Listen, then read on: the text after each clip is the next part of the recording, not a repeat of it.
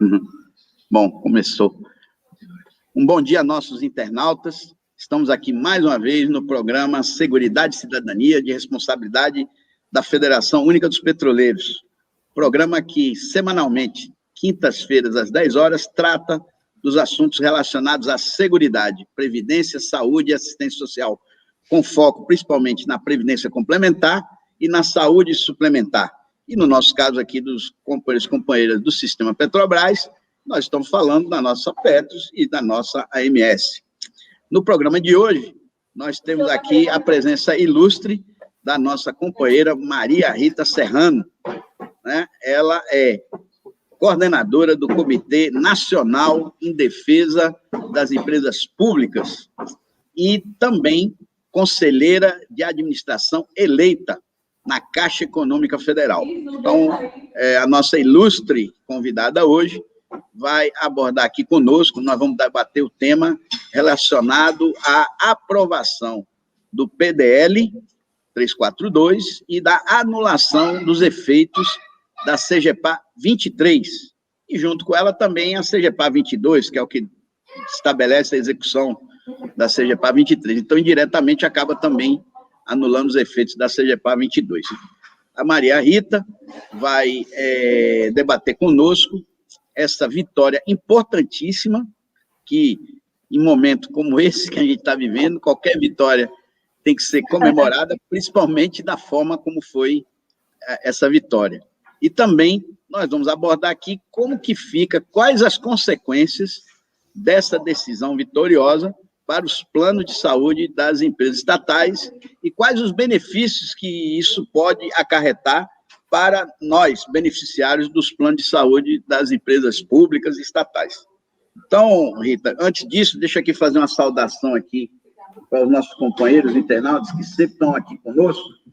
Já está aqui a nossa companheira Madalena, ela é pensionista da Bahia, Paulo Torquato, Erivaldo Mendes, Luiz Antônio Max, Luciano Monteiro, Miriam Pereira, Denis Frederico, Davina, nossa companheira aposentada, diretora do Sindicato Unificado de São Paulo, Domingos Pessoa, aposentada em Minas Gerais, Maria da Glória Almeida, Hélio Franco, Nazarélio Albuquerque, que é o nosso companheiro conhecido como Dielson, lá da base daqui da Bahia, do município de Serrinha, onde ela é representante sindical do Sindicato Bahia, Silvio Meirelles, Arthur Ferrari, ex-diretor do Sindicato Rio de Janeiro, abraço a todos, Venceslau Lessa, Carlindo, aposentado aqui da Bahia, Raimundo Orlando de Souza, Mário Lima, Viterbo Santos, companheiro do Sindicato Norte Fluminense, Maria Aparecida Souza, Climério Chaves, diretor do Sindicato Bahia. Uma saudação a todos vocês.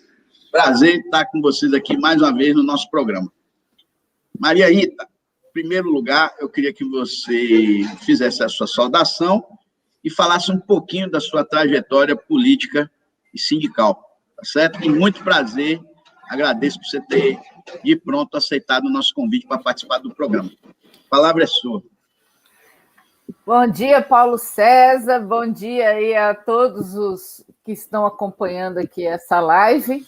De fato, né, nós tivemos uma luta longa, né, de 3 anos, as pessoas muitas vezes desanimam rápido, né, essa luta contra a CGPA 23 vem desde 2018, né, 3 anos, e nós vamos falar sobre isso daqui a pouco, mas foi de fato uma grande vitória, né, num momento tão difícil como vivemos, onde os trabalhadores aí vêm perdendo seus direitos, mas é uma grande vitória.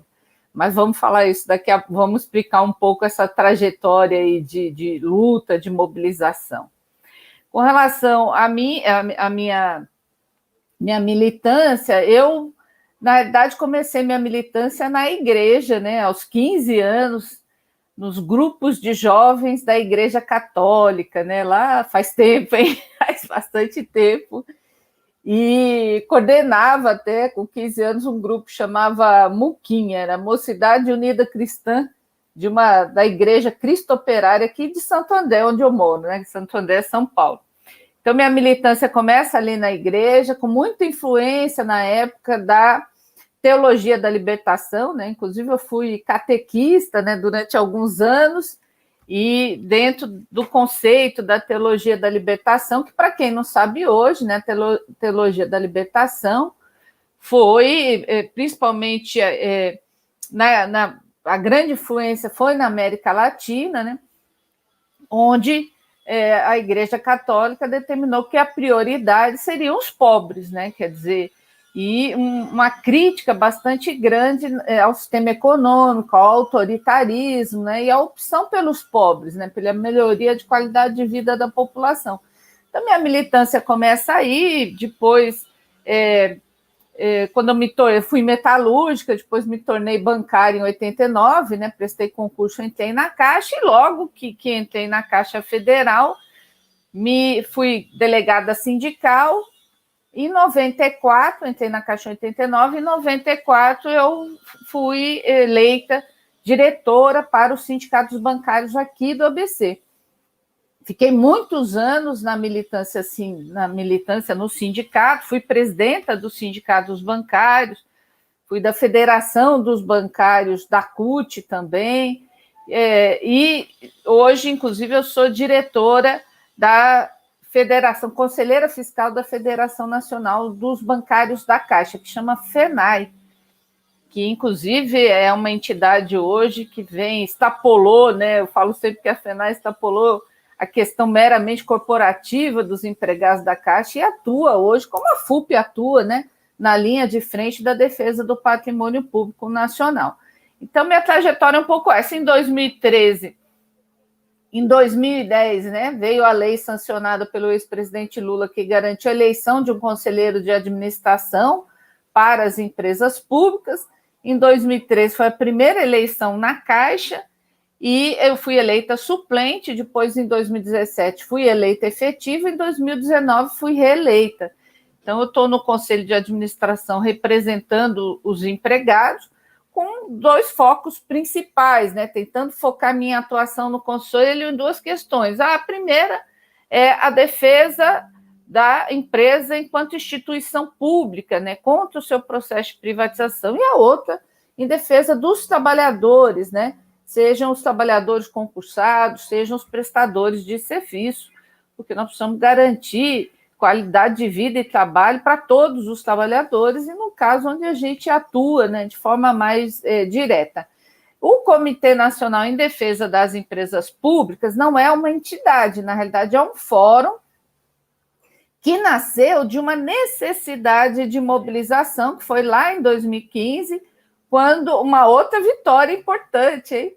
Veio o projeto de lei chamado, na época, 555, conhecido aí como Estatuto das Estatais, e esse projeto, na sua origem, em 2015, ele já previa a privatização de todas as empresas públicas brasileiras, sejam elas federais, estaduais ou municipais, né? E já foi um período muito difícil, né? Um período de instabilidade do governo, onde já se preparava ali, na realidade, um golpe, né? Contra a ex-presidenta Dilma. Então, nós tínhamos minoria no Congresso para rejeitar a proposta e tivemos aí que organizar todos os trabalhadores de empresas públicas, a população, as entidades contra esse projeto nefasto para o país. Foi uma luta aí de 9 meses, né, que só se encerrou em 2016, quando nós conseguimos tirar do projeto as cláusulas que previam esse processo de privatização. Ele foi sancionado, né? Hoje está aí a lei das estatais, a lei 13.303, mas sem aquelas cláusulas que propunham lá a privatização. Então, o comitê ele nasceu dessa necessidade de fazer frente a esse projeto, mas em seguida nós percebemos que era necessário fazer um debate mais amplo com a sociedade, um debate com relação à importância daquilo que é público. Não bastava dizer que é contra a privatização. Nós vamos dialogar com as pessoas sobre a importância do que é público, porque no momento que vivemos, tudo aquilo que é público, principalmente por interesses das grandes empresas multinacionais, vem se tratando como algo ruim, negativo, né? E o que a gente tem visto é que no mundo, várias estatais, vários serviços vêm sendo reestatizados, inclusive em países como Estados Unidos e Europa. Tem até um livro agora que o comitê traduziu, né? Chama o Futuro Público, que mostra isso. Então, o comitê, em 2016, lançou uma campanha nacional que chama Se é Público é para Todos, né? Essa campanha faz 5 anos agora, nós percorremos o Brasil inteiro, ela foi lançada, inclusive, no Uruguai, na Argentina, em eventos, principalmente de bancários, eventos internacionais, e dia 14, inclusive, nós vamos lançar uma nova etapa dessa campanha. Então, um pouco essa trajetória, e o comitê, como é um fórum, né, que reúne várias entidades, teve aí também, junto com essas entidades, na linha de frente de mais essa luta e vitória, né, que foi contra a CGPAR 23.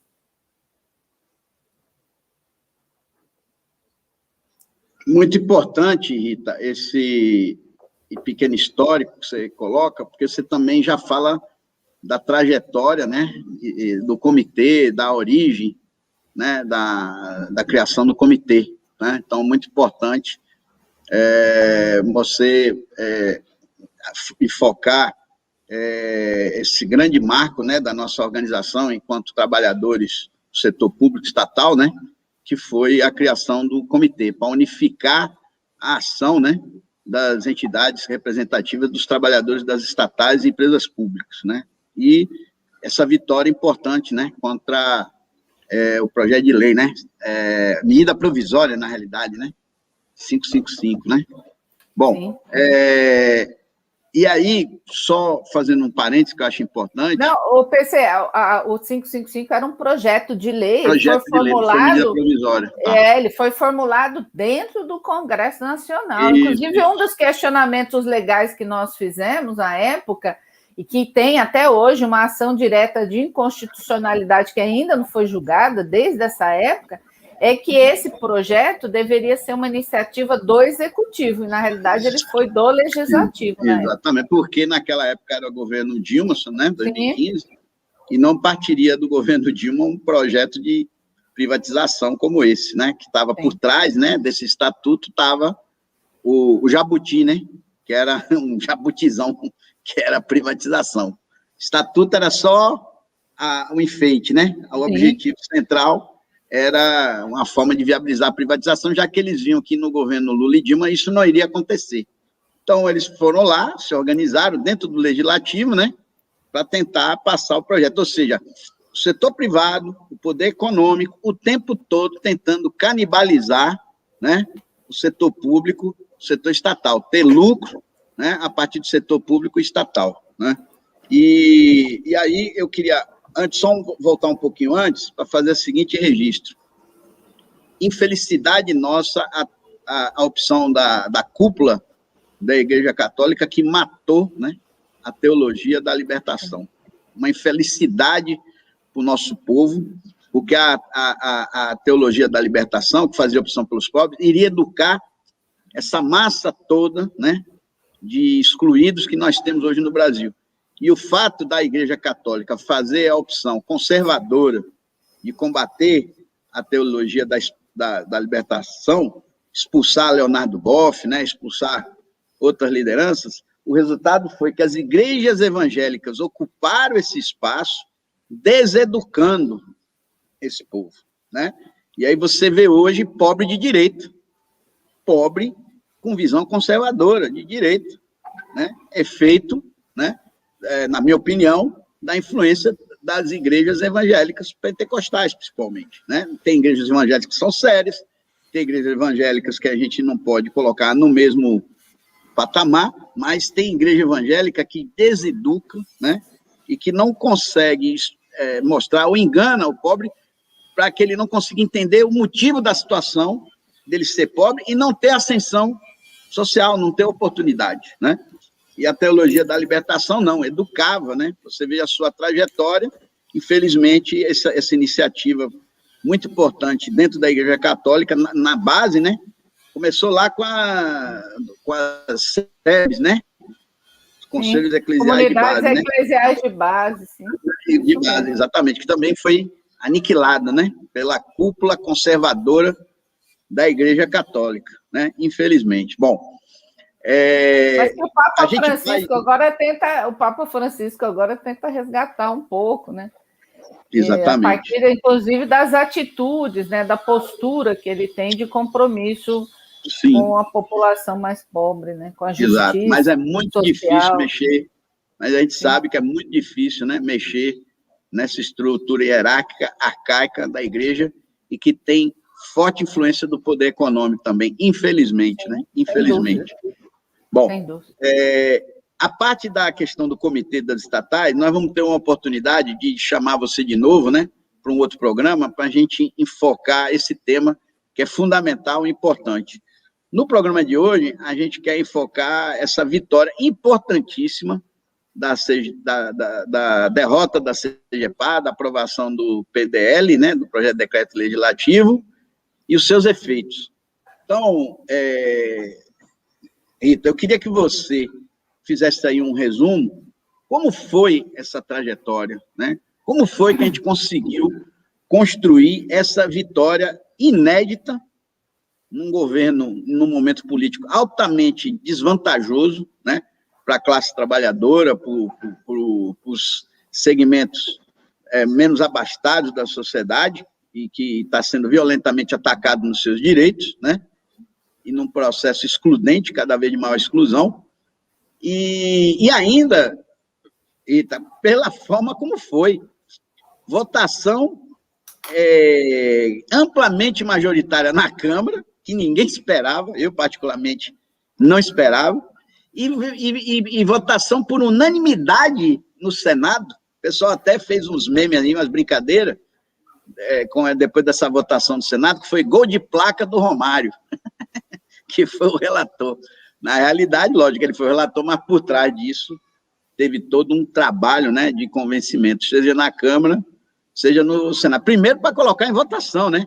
Fazer o requerimento, ter urgência para ser colocado em votação na Câmara. Que, com o presidente anterior, o Rodrigo Maia, estava travado, não saía, né? Não ia para o plenário votar. Então, o primeiro desafio foi esse, colocar para votar. Segundo, ter uma votação que teve, quando a gente sabia que, paralelo a isso lá na Câmara, estava sendo votada e ainda está sendo votada a reforma administrativa, que retira uma série de direitos dos servidores públicos, né? Principalmente a estabilidade, que é fundamental para ter carreira de Estado, né? Para não ter casuísmo e trem da alegria cada vez que mudar uma administração federal. Então, eu queria primeiro que você explicasse para nós, né, como foi essa trajetória vitoriosa e inédita, principalmente pela forma como foi aprovado, seja na Câmara ou no Senado. Então, Paulo César, primeiro, nós falamos aqui, nós tivemos nos últimos... Primeiro, para quem está ouvindo a gente, é importante ter claro o seguinte, né? A história da organização dos trabalhadores, né, que de certa forma se solidifica na Revolução Industrial, ela sempre foi uma história difícil, né? Porque se os trabalhadores... a maioria da população é composta por trabalhadores, né? 90% da população do mundo.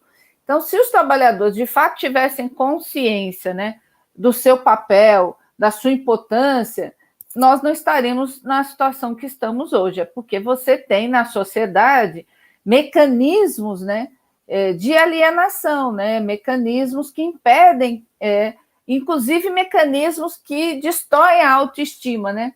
Então, a primeira coisa que se faz quando você quer dominar um povo é destruir a autoestima desse povo, porque aí ele não acredita que é possível mudar. Eu estou colocando isso para dizer que, embora... E a gente teve, nesse período aí, nesses mais de 200 anos, avanços e retrocessos, né? Então, nos últimos anos aí... A partir de 2003, os trabalhadores no Brasil têm avanços com relação a direitos, a conquistas, a organização.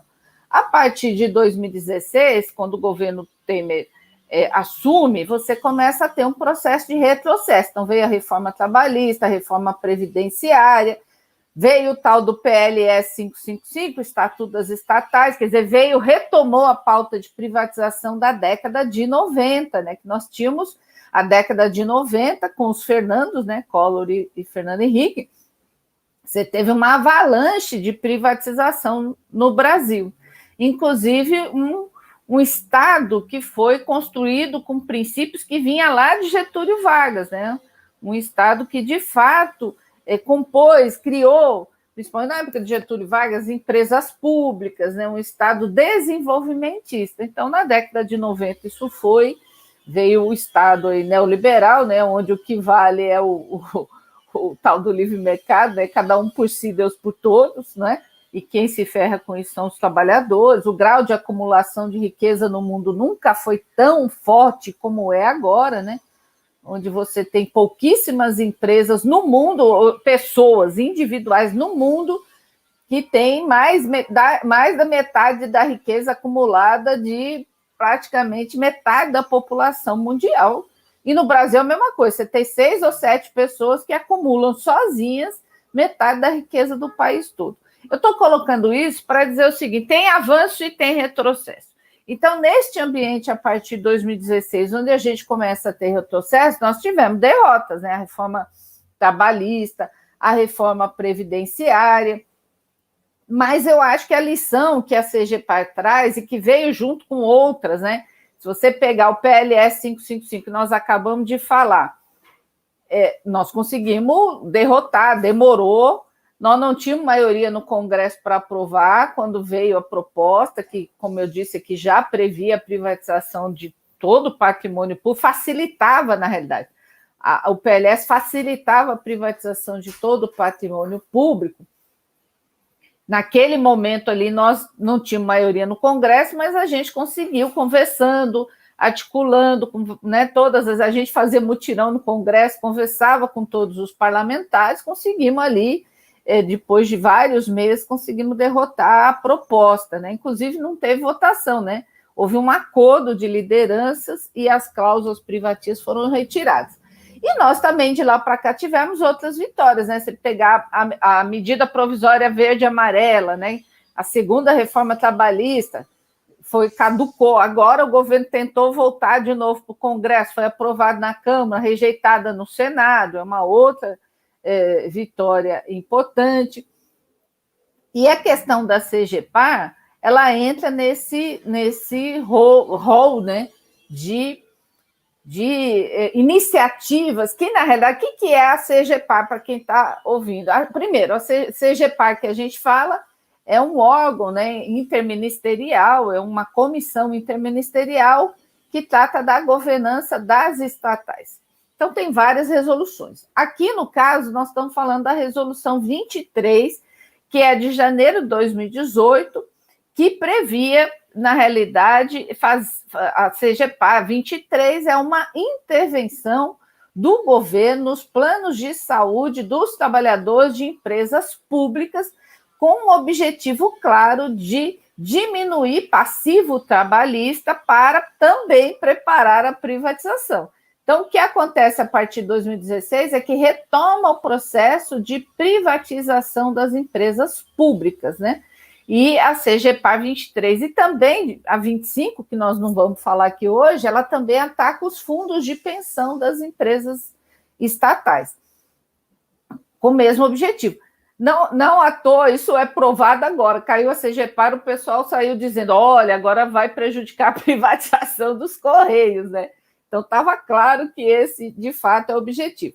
Então, o problema da CGPAR 23 é que ela, na prática, ela tenta tirar o direito dos trabalhadores de ter um plano de saúde, inclusive partilhado, né? Um plano que a gente chama por recursos humanos, por RH, quer dizer, um plano de saúde para os trabalhadores gerido pela própria empresa, com participação dos trabalhadores. Ela tem, na minha opinião, 2 focos. Primeiro, diminuir o passivo trabalhista, quer dizer, o custo das empresas públicas com direitos trabalhistas para facilitar a privatização, e também, por outro lado, para favorecer os planos de saúde privados, porque a CGPAR 23, ela já indica lá que os planos de saúde que não tenham até 20 mil vidas devem ser por mercado, devem ser privatizados e não mais geridos pela estatal. Então, ela é isso, ela é para facilitar o processo de privatização e favorecer o mercado privado de planos de saúde. Então, ela vem em janeiro de... E outra coisa que é importante aqui, ela fere diretamente o direito à livre negociação. Por quê? Que é constitucional. Porque ao criar uma resolução que mexe num direito trabalhista, que é um plano de saúde, é uma intervenção em algo que deve ser negociado entre as empresas e as entidades sindicais. Então, ao ter uma resolução que trata disso, essa resolução está ferindo o direito de livre negociação entre trabalhadores e empresa, tá certo? Que é um direito constitucional de poder negociar essas questões. Então, ela faz uma intervenção, coloca lá teto de gasto, diz que os trabalhadores têm que... qual é a forma que como os trabalhadores vão contribuir, encarece de tal forma o plano que, caso fosse cumprido da forma como estava ali, muitos trabalhadores abririam mão desse plano de saúde, porque não conseguiriam pagar, iam fazer a opção por um plano privado. Então, mais uma forma de favorecer os planos de saúde privada.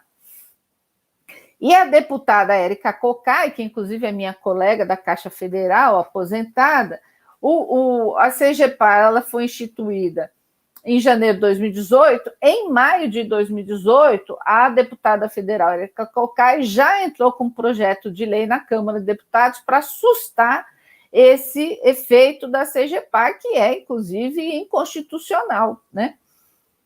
E ficou parado, de fato, né? O presidente da Câmara não colocava para votação e ficou aí de 2018 até agora, 2021, parado. Ele só retomou para a pauta graças à mobilização dos trabalhadores e das entidades sindicais e associativas. Então, e as centrais sindicais. Então, ele retoma para a pauta depois de muita pressão, porque é importante também lembrar que 2/3 dos parlamentares do Congresso Nacional, eles são oriundos de multinacionais, do setor empresarial, do setor latifundiário. Então, não são pessoas, de fato, que têm origem entre os trabalhadores. Então, o compromisso é completamente diferente, mas a partir de um processo de mobilização e de sensibilização lá desses parlamentares, nós conseguiu-se aí aprovar na Câmara Federal, por ampla maioria, esse projeto, foi ao Senado. No Senado, o relator do projeto, que é o deputado federal Romário, fez um parecer favorável a sustar esse projeto. Houve também, de novo, um processo de mobilização dos trabalhadores que mandaram e-mail, zap, entraram em contato com os parlamentares da sua cidade, do seu estado. As entidades também fizeram aí um debate com os parlamentares, conversaram com o presidente do Senado. Houve corpo a corpo, respeitando as regras de distanciamento social dela do Senado, muita conversa online, muita conversa por telefone, explicando que a CGPAR era inconstitucional, feria o direito à livre negociação e que, portanto, feria também o direito dos trabalhadores a terem condições de trabalho e vida, porque imagina um momento desse de pandemia, você mexer justamente com o sistema de saúde, de proteção desses trabalhadores. Vamos imaginar, né, Paulo César, o pessoal aí dos petroleiros ficaram trabalhando, a maioria, né, ficou trabalhando agora na pandemia, inclusive eu li os casos aí de aumento de Covid nas plataformas. Os empregados da Caixa Federal ficaram, mesmo com risco, mesmo sob risco de contágio, com pressão da imprensa, com pressão da direção do banco, ficaram na linha de frente e atenderam, em tempo recorde, 120 milhões de brasileiros acuados pela crise social e econômica para pagar o auxílio emergencial, fundo de garantia. Infelizmente, inclusive, vários colegas nossos faleceram de Covid, como aí quase 600 mil brasileiros, né? Por conta principalmente do descaso que nós vimos aí dos governantes com relação às questões da pandemia, de saúde, etc. Então, imagina, um momento como esse, tão delicado, onde o tema saúde, a crise sanitária ataca, né, o país de forma terrível, né, e com todo esse descaso que nós vimos aí dos governantes, das autoridades com relação ao cuidado da população, você mexer justamente no plano de saúde de quem está na linha de frente atendendo a população. Então, isso gerou uma inconformidade e uma revolta. Bom, a partir desse processo todo de mobilização, de discussão, de sensibilização e etc., esse projeto foi derrotado agora, aí, semana passada, no Senado, e hoje, que nós estamos fazendo essa live, ele acabou de ser publicado no Diário Oficial da União a lei sustando os efeitos da CGPAR. Então, foi, de fato, para um período desse de perdas para os trabalhadores, onde você tem um Congresso extremamente conservador, um governo que não tem esse compromisso com os trabalhadores, foi uma vitória da mobilização, da união, né, que envolveu os trabalhadores ali de base, as entidades, as centrais sindicais. Eu diria que, como no PLS, como em outras vitórias, mostra que quando a gente tem foco, a gente está unido, quando a gente sabe o que quer, quando a gente sabe dialogar, inclusive, com os parlamentares. Nós temos aqui que agradecer a maioria dos parlamentares que aprovou isso, no Senado foi unânime. Então, quando a gente consegue explicar, sensibilizar e pressionar, a gente tem vitórias. Então, de fato, é uma grande vitória.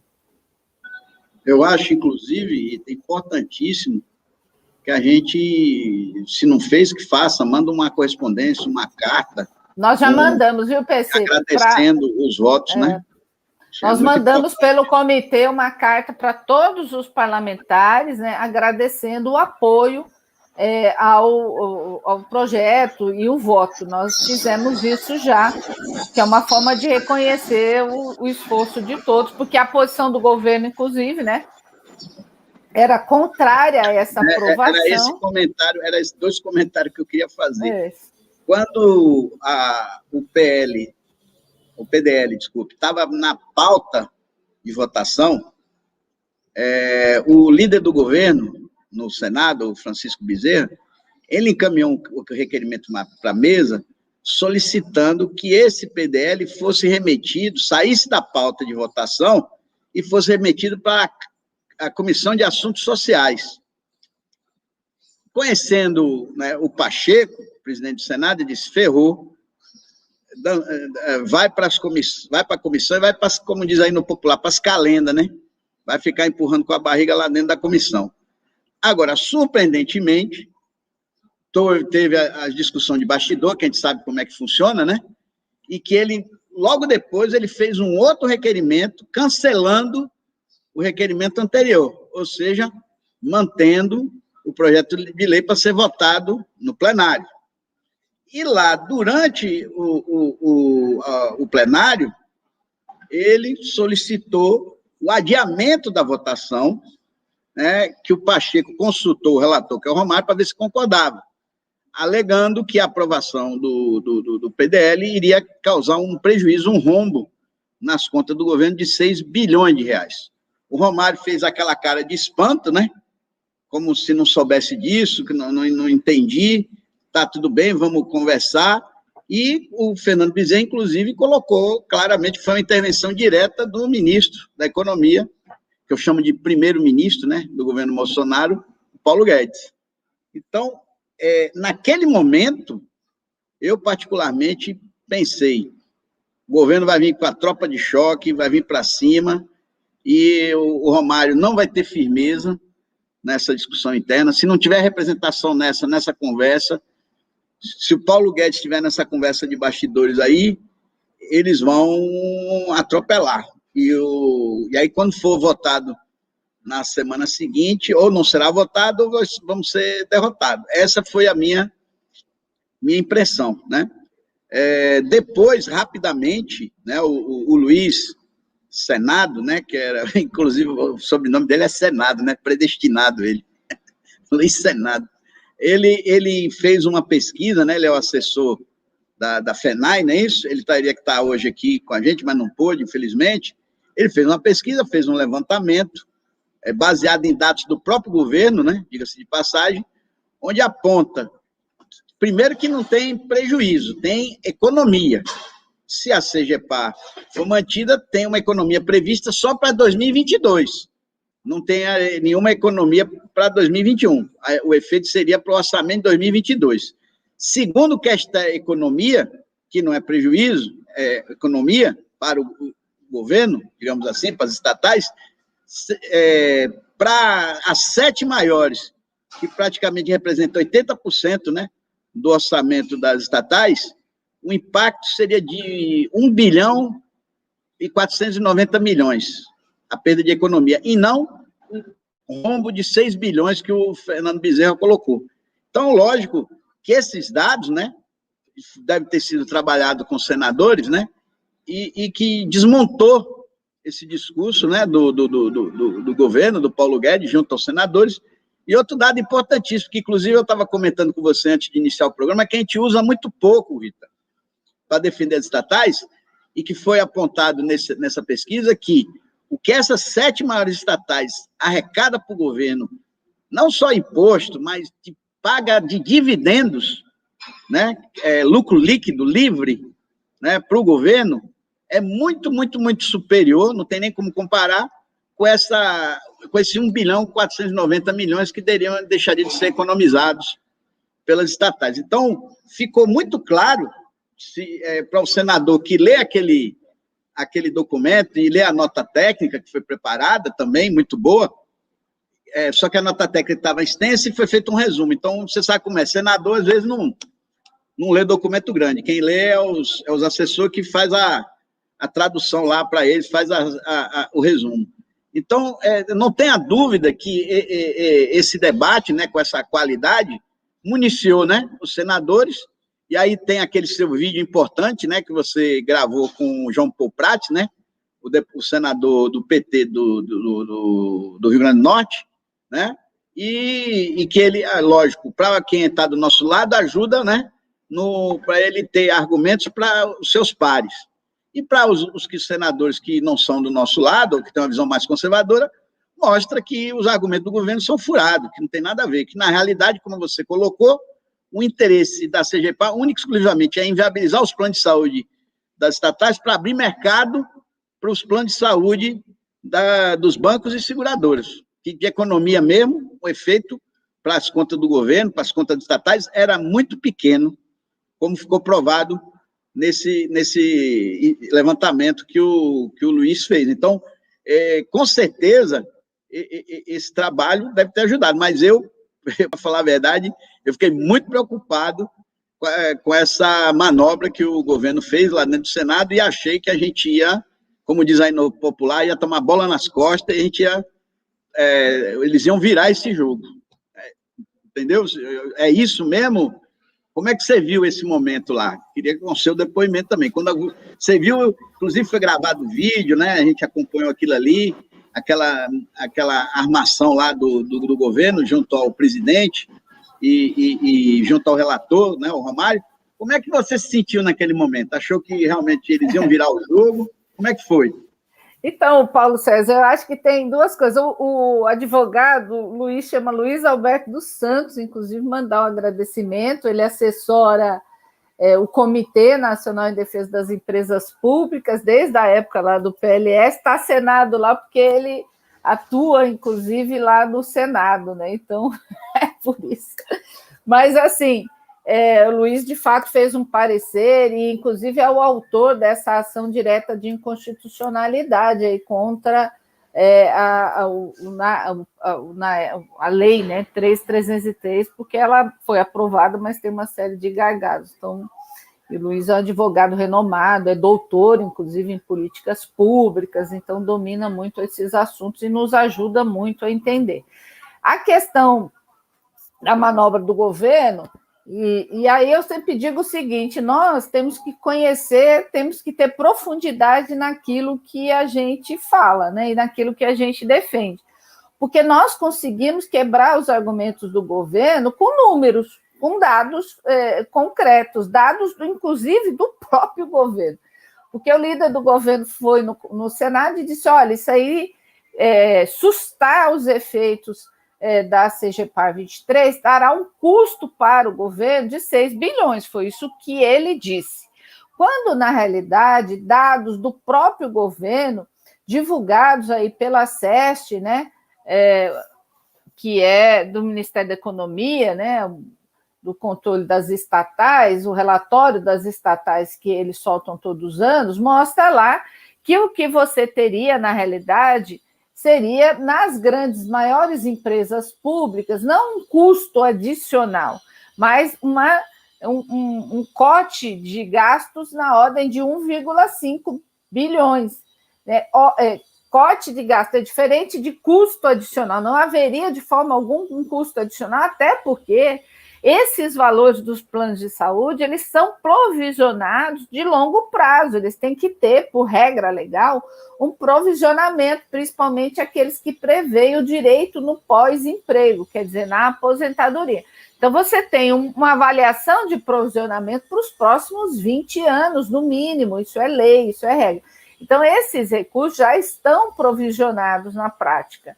Então, não existe custo adicional. Haveria, óbvio, né, ao aumentar o custo para os trabalhadores, as empresas teriam uma economia, mas não um custo adicional.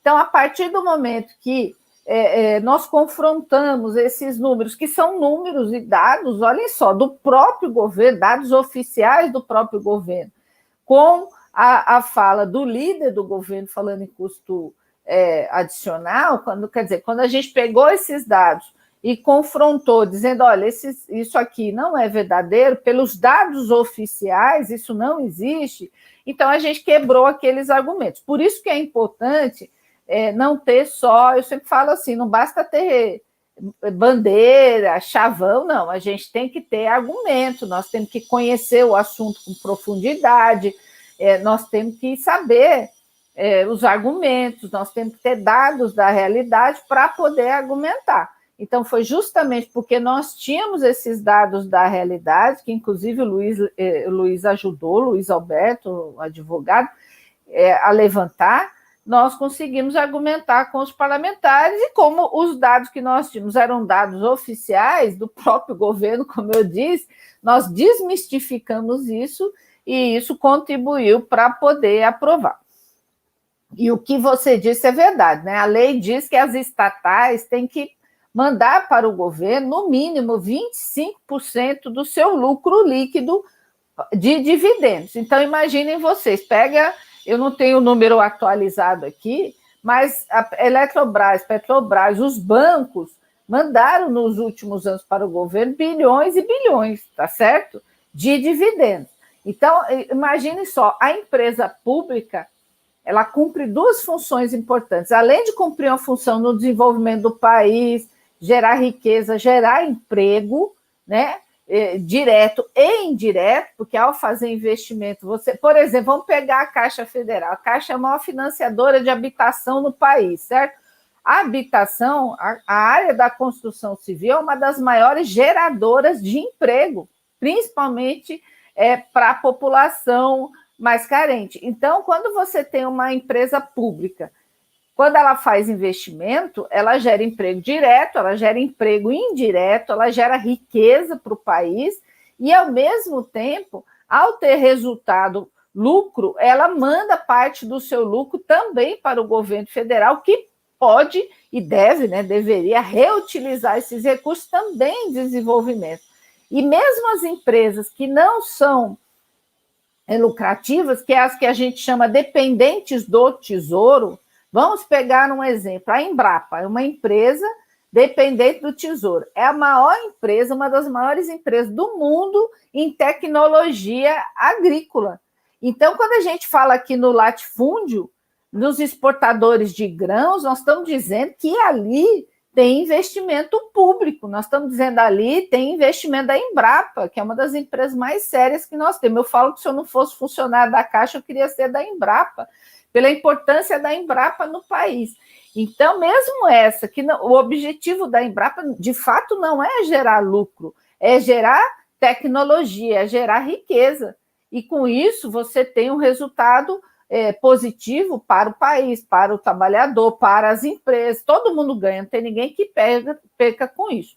Então, mesmo essas empresas consideradas dependentes do Tesouro, elas são extremamente fundamentais para o país. Ao desmantelar o patrimônio público brasileiro, nós estamos vendo aí o que está acontecendo. É o preço da gasolina R$ 7,00, porque a Petrobras começou a ser privatizada por partes, é o crédito para a população que tem taxa de juros aí quase iguais às do mercado, portanto, mesmo nos bancos públicos, os bancos públicos vêm perder, no geral, no crédito pessoa física, no crédito pessoa jurídica, vem perdendo espaço para os bancos privados, a Caixa ainda conserva esse investimento em habitação, então é isso. Eu venho dizendo, viu, Paulo César, eu estava falando com você antes da entrevista, o seguinte, nós precisamos defender aqui a privatização das empresas privadas, porque é muito interessante que só se fala em privatização de empresas públicas, mas como nós vamos ver o latifúndio, ele depende de investimento de crédito do Banco do Brasil, ele depende de pesquisa da Embrapa. Quando nós vamos ver as grandes construtoras, elas dependem de financiamento da Caixa Federal.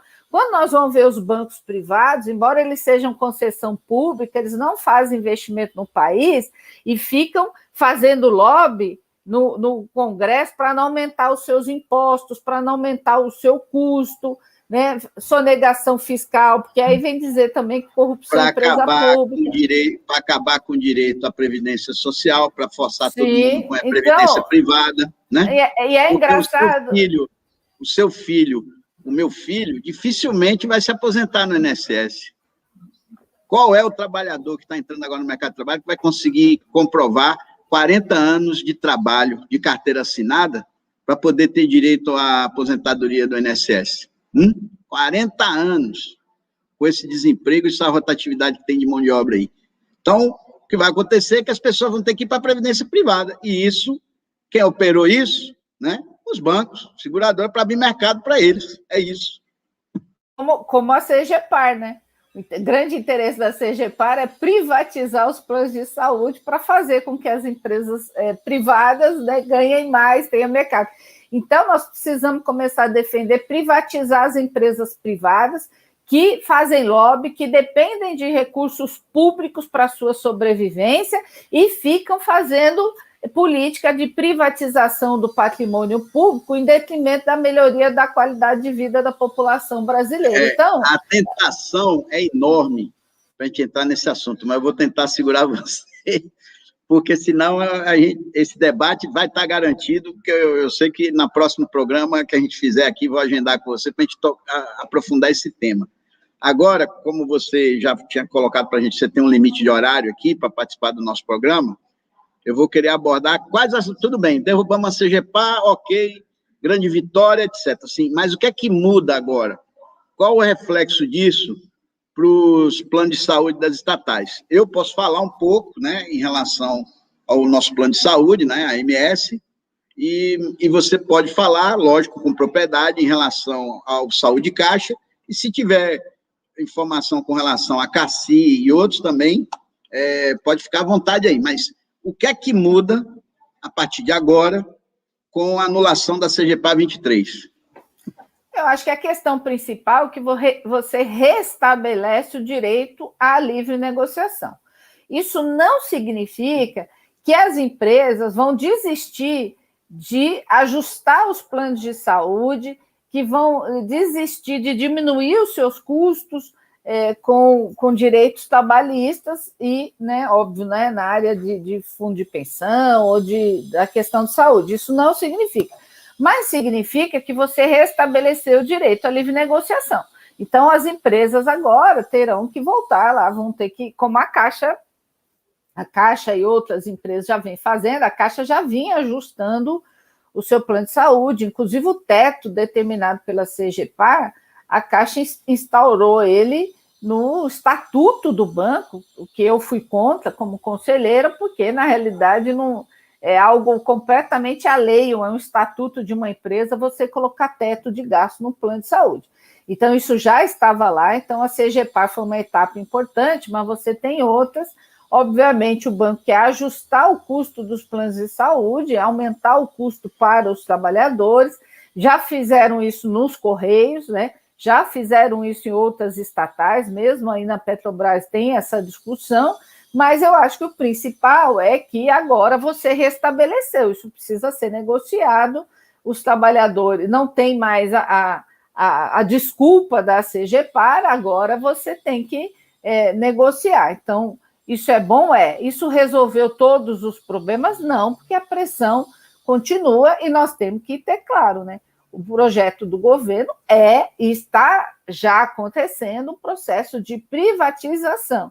Então, para privatizar, uma das primeiras coisas a se fazer é diminuir custo trabalhista. Então, isso está tudo dentro do pacote do projeto de privatização. E eu sempre digo o seguinte, a questão não é só manter plano de saúde, a questão é manter a empresa de pé, porque se não tiver empresa, não tem plano de saúde. Então, a luta maior de fato, manter as empresas públicas operantes, né, focadas no desenvolvimento do país, mas nós sabemos que no atual governo o projeto é de privatização. Então, essa talvez seja a discussão maior aí de todo esse cenário. Em resumo, vale aquele velho jargão que as pessoas acham até que está batido, enjoado de ouvir. A luta continua. Não tem jeito. A gente venceu uma etapa e agora nós vamos entrar em outra etapa, que é realmente restabelecida a livre negociação, você fazer a pressão, né, para que a gente consiga garantir direitos, né, que estão nos acordos coletivos, onde estabelece uma série de regramentos para os planos de saúde das estatais, e naqueles casos onde houve retrocesso, por conta da CGPAR, buscar retomar o que existia antes, né, da CGPAR. Você colocou aí uma questão muito importante. Na Caixa Econômica, eles fizeram uma coisa gravíssima. Em vez de mexer diretamente no acordo, eles foram lá no Estatuto do Banco, né, que é mandatório para qualquer dirigente que for entrar na Caixa Econômica, seja de qualquer governo, está lá no Estatuto, a menos que você faça uma assembleia para mudar, né, o Estatuto da Caixa, tá, é mandatório. Ó. Só posso gastar X com o plano de saúde. Quando bater nesse teto, o que é que vai acontecer? Vai ter que aumentar a contribuição dos empregados, né, dos aposentados, ou cortar benefícios dos planos, coberturas, ou as duas coisas. Tanto cortar de reduzir cobertura, como aumentar o custeio dos aposentados e pensionistas, pessoal da ativa do banco. É isso. Então, vocês vão ter uma luta árdua aí para tentar reverter isso no Estatuto. No nosso caso, o prejuízo da CGPAR foi que a gente não conseguiu segurar a relação de custeio que existia no acordo coletivo, onde, de todo o custo do plano de saúde, que o nosso plano de saúde, Rita, é bastante completo, né?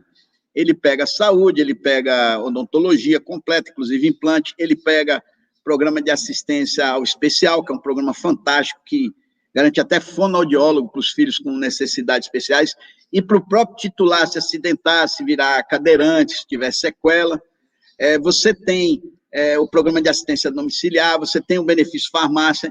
Então, tem um pacote de programas dentro do nosso plano de saúde que torna esse plano bastante completo. Então, todo esse custo envolvido no plano de saúde, ele tinha que ser custeado no final de cada exercício financeiro, 70% pela Petrobras, 30% por nós, beneficiários, ativos, aposentados, pensionistas, incluindo aí a cobrança que é feita sobre os seus dependentes.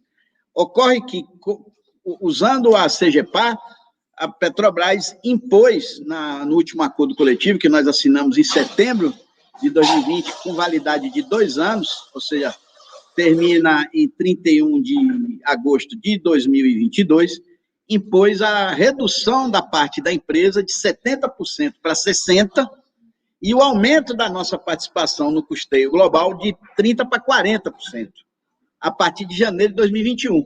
E já está previsto neste acordo coletivo o aumento da nossa participação para 50% e a redução da empresa para 50%, ou seja, meio a meio, a partir de janeiro de 2022, que é inclusive o prazo, né, que a CGPAR determinou, né, de 4 anos, ela é de janeiro de 2018, então ela estabeleceu um prazo de 4 anos para que todas as estatais se enquadrassem no custeio meio a meio, né, entre a empresa e os beneficiários. Então, a Petrobras para poder atender a CGPAR, ela fez essa mudança. Primeiro 60-40 em 2021 e a partir de 2022 50-50. E a gente acabou, devido à correlação de força, tendo que engolir esse retrocesso no nosso acordo coletivo. Mas conseguimos colocar uma trava lá que textualmente estabelece que se a gente anulasse a CGPAR por decisão judicial ou do legislativo, você não implantaria a tabela que estabelece o custeio 50-50. Manteria, infelizmente, 60-40. Não retornaria para o 70-30, mas não iria para o 50-50. Ficaria ali no meio termo 60-40. Ocorre que também tem uma outra brecha, Rita, que a gente colocou lá no acordo, que em caindo a CGPAR, está textualmente escrito no nosso acordo, caindo a CGPAR, anulada a CGPAR, você pode fazer um novo acerto, ou seja, não precisa esperar o final do acordo coletivo para discutir a relação de custeio e voltar de novo para o 70-30. Nesse sentido, nós já pedimos reunião com a Petrobras, tá certo? Para renegociar isso, ela não atendeu, a gente mandou documento, ela fez o vídeo mercador, não respondeu nada, e aí agora o que é que nós fizemos? Aproveitando o que ela faz com a gente, nós convidamos ela para uma reunião, reservamos a plataforma digital e mandamos o endereço para o RH participar da reunião. Logicamente, eles não participaram. Então, agora o nosso passo seguinte, isso está gravado, registro fotográfico e tudo da reunião que não houve, porque eles não quiseram vir, mesmo sendo convidados por nós agora vamos buscar provavelmente uma mediação no TST em relação a essa questão. Se vai resolver ou não, não sabemos. Lógico que a gente depende também da mobilização, né, dos nossos beneficiários, principalmente os aposentados e pensionistas que estão sendo os mais penalizados aí. Mas o fundamental é que volta o acordo coletivo, né, a ter protagonismo nessa discussão, né, a negociação coletiva a ter protagonismo. E não você ter do outro lado aquela velha jargão que eles estavam usando. Não posso, por conta da CGPAR não posso fazer isso, por conta da CGPAR tem que implantar aquilo, entendeu? Então, eu acho que isso é fundamental, mas como você disse, não é uma vitória por si só. Abre um caminho para que a gente consiga avançar e retomar direitos que nós perdemos, no nosso caso aqui, no plano de saúde, nosso aqui, que é a MS, e no caso de você e das outras estatais, acredito que seja a mesma coisa. A palavra é sua. É justamente isso, né? Você restabelece o direito, né, à livre negociação. Agora, nós sabemos, né, que na relação trabalhadores e empresa, nós somos a parte mais frágil, né, desse processo. Portanto, temos que, ainda mais agora, né, nesse período com a própria democracia ameaçada, né, essas relações cada dia mais autoritárias, né, nas empresas públicas. Então, de fato, não é uma tarefa fácil, mas a nossa luta nunca foi fácil, né? Eu não consigo lembrar quando é que foi fácil. Mesmo nos períodos onde o país teve governos progressistas, mesmo assim, os trabalhadores sempre se organizaram, sempre fizeram greves, nunca nada foi dado, né? Você foi, na realidade, um período onde a negociação foi respeitada, houve negociação e etc., mas tudo foi conquistado, né? Nunca nada foi dado. Os trabalhadores têm que o tempo todo se organizar e conquistar, né? E manter, né? Além de conquistar, tem que lutar para manter o que conquistou. Infelizmente, esse é o mundo capitalista, né, que nós temos aí. Essa luta ela não acaba com a nossa geração, né? Ela vai até a gente conseguir, quem sabe, um dia mudar o mundo para algo que seja justo, né, para todos, né, que tenha... Até porque eu diria o seguinte, a humanidade, a pandemia deixa várias lições, além da tragédia, sem dúvida, ela traz uma lição, né, que é a gente pensar que mundo nós queremos, né, e para quem nós queremos, né, porque o mundo do jeito que está, com esse grau de exclusão social, de riqueza exacerbada de poucos em detrimento da maioria, de destruição completa do meio ambiente, das riquezas naturais, da água, né? Porque o petróleo é um bem finito, mas a água é um bem mais finito ainda e mais, né, mais importante. Então, nós temos que refletir, ir além, né? Refletir sobre tudo isso. Eu fico muito preocupado com o mundo que eu estou deixando para os meus filhos, né? O mundo que eu recebi tinha mais água, tinha menos poluição, tinha mais emprego, né? Tinha menos exclusão.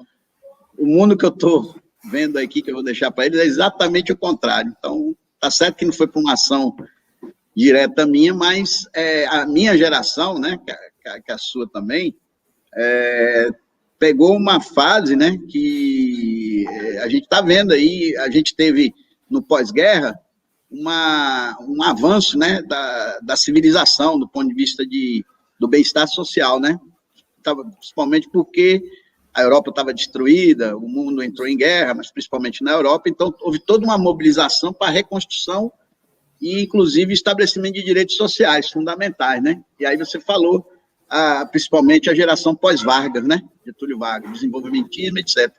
E agora a gente está vendo, apesar de toda a tecnologia, de todo o desenvolvimento tecnológico, a gente está vendo uma bárbare, um retrocesso social anterior a períodos anteriores à civilização moderna, né? Então, infelizmente, eu fico muito preocupado com o mundo que a gente está deixando aí para as novas gerações. Bom, Rita, mas pensei, nós temos tempo de mudar ainda, né? Sempre é tempo, nós vamos ter tempo ainda. Espero ter tempo antes de morrer de conseguirmos mudar isso, mas eu acho que todos nós aqui, quem está assistindo a gente, todos nós, é nossa tarefa refletir sobre que mundo queremos e avaliar, né? Porque o mundo só vai mudar, né? Se a gente mudar o nosso pedacinho, né? Os nossos conceitos, a nossa forma de atuar, e cada qual vai ter que fazer sua parte, né? Ninguém vai poder fugir. Sim. Aí, ainda mais agora, né? Cada um vai ter que fazer sua parte. Com certeza. No caso de vocês, o acordo coletivo de vocês vão negociar acordo agora em setembro, ou ele vale para outra database ainda? Não, na realidade, o acordo coletivo dos bancários foi assinado por 2 anos, né? Então ele vale até setembro do ano que vem. Mas, no caso da Caixa, a exceção é justamente a questão do plano de saúde, que está, inclusive, nesse momento, sendo discutido numa comissão de mesa permanente. Quer dizer, o banco queria cumprir a CGPAR na íntegra, a CGPAR caiu e agora há uma discussão. Ou seja, não foi nem na hora J, né? Na hora H, foi na hora J, né? Mas há uma discussão de ajuste do plano que está sendo discutido com as entidades sindicais. Até o momento não houve acordo, e, lógico, não é mais o cumprimento integral da CGPAR, mas é uma discussão de ajuste. Mas isso está sendo discutido ainda. Então, com relação ao plano de saúde, há uma cláusula no acordo de que isso seria discutido agora, e um novo modelo implantado a partir de janeiro, justamente porque era o prazo da CGPAR, mas isso está em debate ainda, não houve acordo com relação a isso. Tá certo, Rita. Bom, a gente está chegando no final do programa, e a gente sempre procura aqui atender os nossos internautas, mas o que eu vi aqui praticamente foram comentários, né? Não houve perguntas e comentários altamente positivos, né, do nosso programa.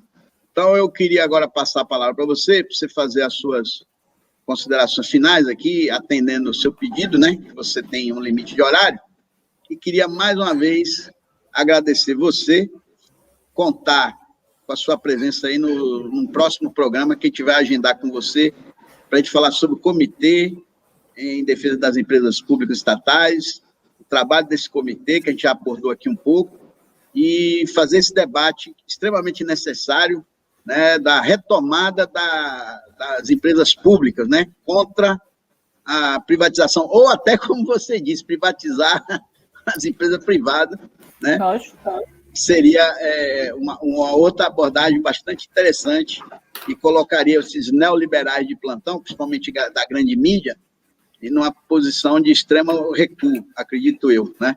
E queria também, Rita, fazer um registro aqui de público, né? Todo mundo, nesse período aqui, 2 registros, todo mundo da sociedade brasileira elogiou bastante os trabalhadores da saúde, pela abnegação, pelo trabalho fundamental que eles tiveram e continuam tendo para poder combater os efeitos da Covid, né? que foi altamente amplificado graças ao governo assassino em série, né? Eu não chamo de genocida, que às vezes o povo não sabe o que é genocida, mas assassino em série, acho que o povo entende o que é, que é o governo Bolsonaro. E ladrão de vacina também, né? Que está comprovado aí pela CPI. Mas também o pessoal esquece do trabalho fundamental dos funcionários da Caixa Econômica Federal, que, como você disse, aí atendeu 120 milhões de brasileiros em tempo recorde, evitando um enorme caos social, que foi o pagamento, né, do auxílio emergencial, que continua sendo feito, né? Então, eu não sei quantos se contaminaram, quantos morreram, mas vocês atenderam milhões de pessoas no Brasil inteiro. Então, eu queria aqui render minha homenagem, né, e o reconhecimento ao trabalho fundamental de vocês, tão importante. Não pode ser maior do que da saúde, porque o maior bem é a vida, né? Mas, segundo a condição mínima de sobrevivência, que foi o pagamento do auxílio emergencial em tempo recorde para milhões de brasileiros. E, segundo, fazer a seguinte afirmação, a reflexão. O que seria do auxílio emergencial se não fosse os bancos públicos, principalmente a Caixa, e se não fosse o tão combatido e maltratado SUS, né? Se não fossem as instituições, se a gente não tivesse esses instrumentos para poder fazer frente ao caos que foi e que está sendo ainda essa pandemia. É isso, Rita. O PC, Paulo César, eu quero agradecer o seu convite da FUP, né? Nós estamos nessa luta aí juntos há muito tempo, vamos continuar. Dizer que os empregados da Caixa, de fato, tiveram um papel, e vem tendo ainda, né? Estão cansados, estressados, é cobrança de resultado, é o atendimento à população, mas não é à toa, né, que a Caixa é uma empresa centenária, né? 160 anos, né? Justamente porque é uma empresa de superação e tem trabalhadores qualificados, mas também é isso, né? Quer dizer, imaginem aí a população, as pessoas, imaginem, né? Tudo se combate, o governo vem, as empresas combatem o patrimônio público, né? Tratam tudo aquilo que é público como ruim, nefasto, corrupto, mas imaginem, como se não tivesse corrupção no setor privado, né? Tem corrupção no setor público e no privado e tem que ser combatido, e o prejuízo é para todos, né? Outro dia falaram para mim, mas quando o setor privado rouba, não causa prejuízo para a população. Como não? A sonegação fiscal, os impostos que não entram, os investimentos que não entram, né, e vão para o embolso de alguém, o prejuízo tem que ser combatido, sem dúvida nenhuma, mas não é algo inerente ao setor público. Agora, é importante, você falou do SUS, mas, olha, vamos imaginar o que seria do Brasil nesta crise, que sem uma coordenação nacional de combate à pandemia, pelo contrário, né, nós tivemos um incentivo à morte, sem o SUS, sem os trabalhadores da saúde, sem os trabalhadores da Caixa, sem os trabalhadores do Correio, porque a entrega aumentou drasticamente por conta do comércio digital, por conta da pandemia, sem os laboratórios públicos, Fiocruz, Butantan, sem as universidades. O que seria do Brasil sem esse arcabouço público que foi quem amparou, mesmo com todas essas quase 600 mil mortes que nós temos sempre que lembrar e lamentar, mas a situação seria muito pior do que nós estamos vivendo hoje, se nós que estamos aqui não tivéssemos lutado para pelo menos manter esse arcabouço público de pé ainda, com todas as iniciativas de destruição que nós estamos enfrentando. Então, isso prova que é fundamental continuarmos em frente, que é possível ter vitórias, mas que a gente precisa se unir, precisa se comprometer, e cada qual, como eu disse, tem que fazer a sua parte, não esperar os outros fazerem, nós temos que fazer a nossa parte, e nós vamos mudar essa realidade. Nosso futuro é maior que o nosso presente, eu não tenho dúvida disso, mas vamos ter que construir ele, cada um de nós. Aí. Sim, tá bom, a esperança nós não podemos perder nunca, de jeito nem a vontade de lutar e continuar lutando, né? Lógico. É isso. O companheiro perguntou aqui no final sobre a situação dos Correios. Não sei se você está sabendo, mas nos próximos programas a gente vai trazer também o pessoal dos Correios aqui para falar um pouquinho sobre a situação deles, tá? Pelo adiantado da hora, vai ter que ficar para outro dia, para outra data, seja com você ou não. Rita, muito obrigado pela sua presença, tá? E contamos com você nos próximos programas nossos, tá bom? Sim, eu pensei, eu esqueci, dia 14, nós vamos fazer uma atividade do comitê, nós vamos fazer uma atividade do Comitê Nacional junto com os sindicatos bancários de São Paulo.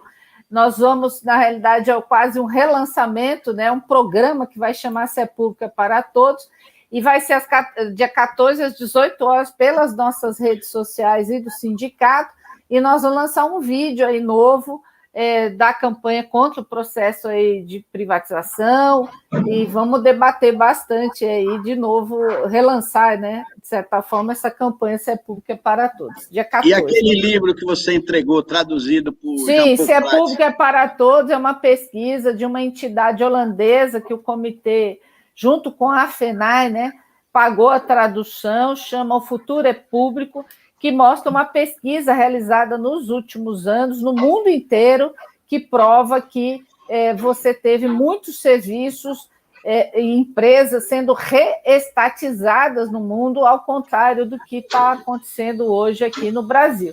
Só para a gente ter ideia, você falou dos Correios, a Argentina e a Alemanha estão, neste momento agora, aí, rediscutindo a reestatização do serviço de Correios. E nos Estados Unidos, país considerado mais liberal do mundo, os Correios são públicos e estão na Constituição americana, o que já mostra que nós estamos na contramão do mundo. Mas esse livro está disponível lá no site do comitê em meio digital, Comitê Nacional em Defesa das Empresas Públicas. Enquanto isso, os caminhoneiros que pagam óleo diesel caríssimo, pedágio caríssimo, por causa do governo Bolsonaro, estão lá fazendo... alguns deles, né, não são todos, uma parte, e principalmente por conta das lideranças, estão lá fazendo paralisações em favor do governo Bolsonaro, né? Vai entender... Sim, mas nós vamos ver depois se são de fato os trabalhadores, né, fazendo, ou se são as empresas, né?